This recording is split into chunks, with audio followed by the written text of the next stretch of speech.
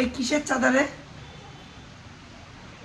10টা বানান বলবো, যদি 5টা বলতে পারিস তার মধ্যে যা টাকা বলবি তাই টাকা দিয়ে দেবো। যা।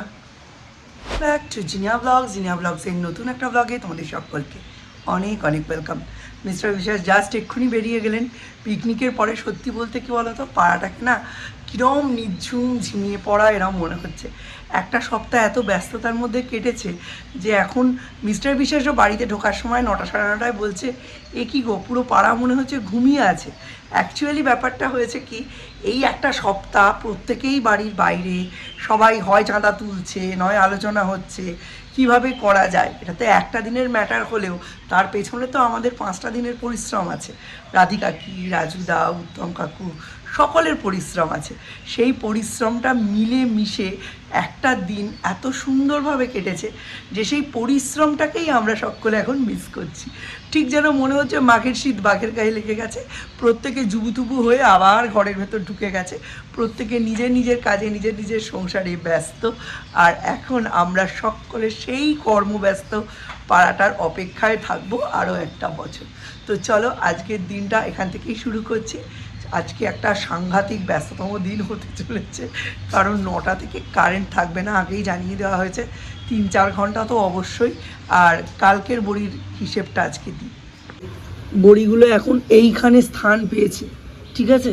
এটা রোদ যেমন যেমন সরবে একে সরিয়ে সরিয়ে দিতে হবে, নইলে হুলো এসে পা তুলে করে দিয়ে যাবে, ঠিক আছে? এখানে সূর্য পড়বে, ততক্ষণ এখানে থাক, আস্তে আস্তে এটাকেও ছাদে দিয়ে আসতে হবে, নইলে কিন্তু এখানে ব্যাপারটা খুব একটা সিকিওর না, ছাদে সিকিওর।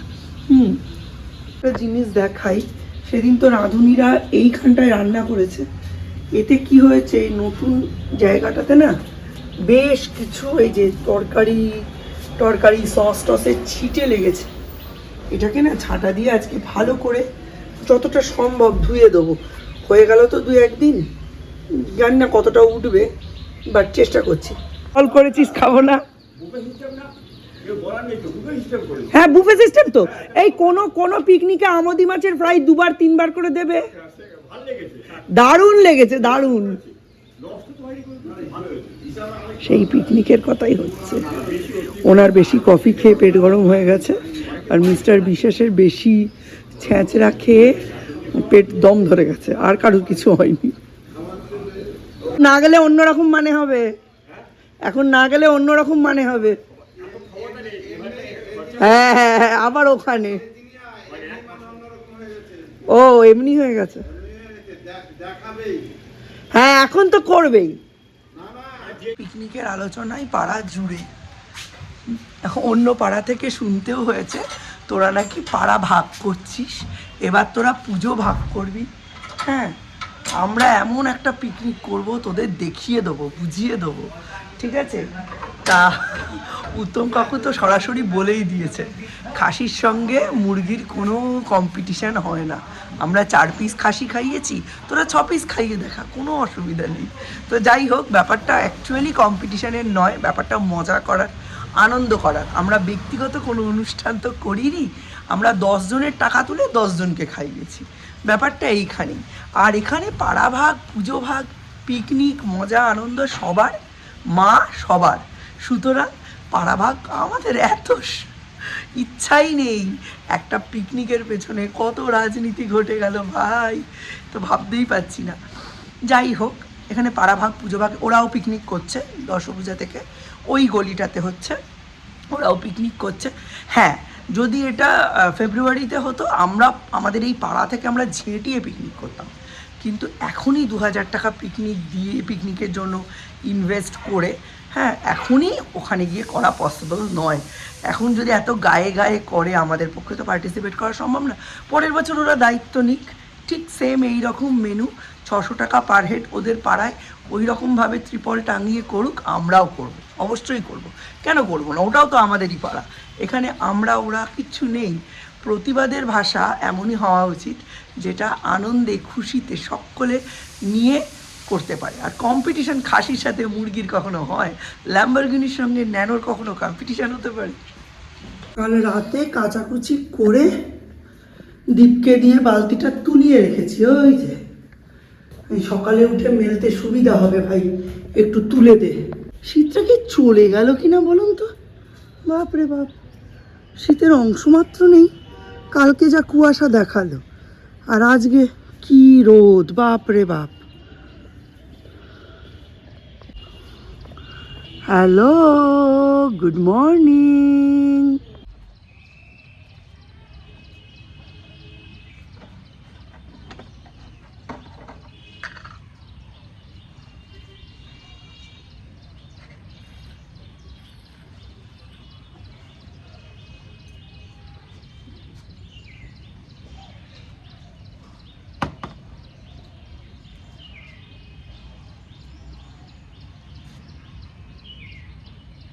কি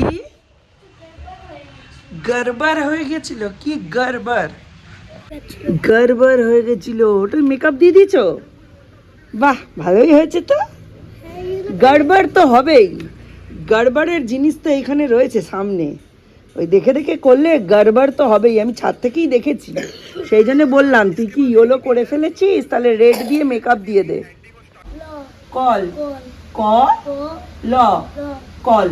তাহলে এটা 5 টাইমস হয়ে গেল। এবার বক, ব, ক, বক, ব, ক, বক, ব, ক, বক।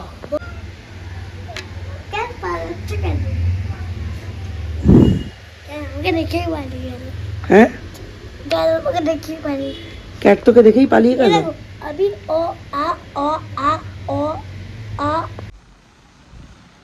এই কিসের চাঁদারে?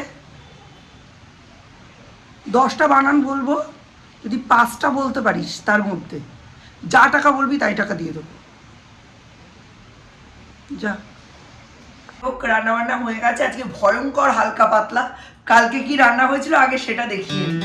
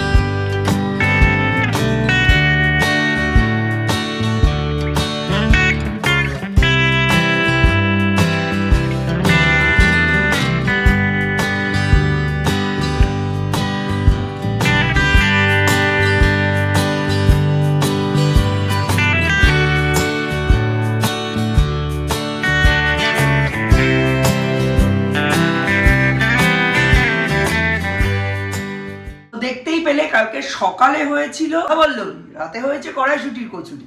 রাতে কড়াইশুটির কচুরি করতাম না, মিস্টার বিশ্বাস এসে বললেন টিফিনে রাধা বল্লবী দিয়েছিলে, এত ঠান্ডা হয়ে গেছিল শান্তি করে খেতে পারিনি। তারপর আবার বললেন ভাত খাবো না, তাহলে তো অম্বল হয়ে যাবে। যাই হোক, দুটোই ওনাকে করে দিয়েছি, গরম গরম খাইয়েছি। ভাত খেয়েছেন একটু ডাল সেদ্ধ দিয়ে, তার সাথে একটু কোনো ভাজাভুজি খাননি। আর কড়াইশুটির কচুরি, চিকেন কষা আর একটা আলুর তরকারি করেছিলাম, ওটা খুব মন দিয়ে খেয়েছেন। অ্যাকচুয়ালি ওনাকে গরম গরম খাওয়ানোর জন্যই রাতে পুনর্বার মানে এটা করা হলো। তো কালকে যেহেতু দুবেলায় সাংঘাতিক রান্না বান্না হয়েছে, আজকের রান্নাটা চলো দেখিয়ে। আজকে আমাদের রান্না হয়েছে এই যে মাছের ঝোল, এটা রাতের জন্য। সকালে ডিম আলু সেদ্ধ আর ডাল সেদ্ধ আর ভাত, ব্যাস। আজকে আর কোনো রান্নাই হয়নি। পাঁপড় নেই, পাঁপড় আনাও যাবে না, আজকে শুক্রবার। বোঝা গেল? হ্যাঁ, আজকে হয়েছে ঘি ভাত, ডাল সেদ্ধ, ডিম আলু সেদ্ধ। সেটা বল, ভালো লাগে।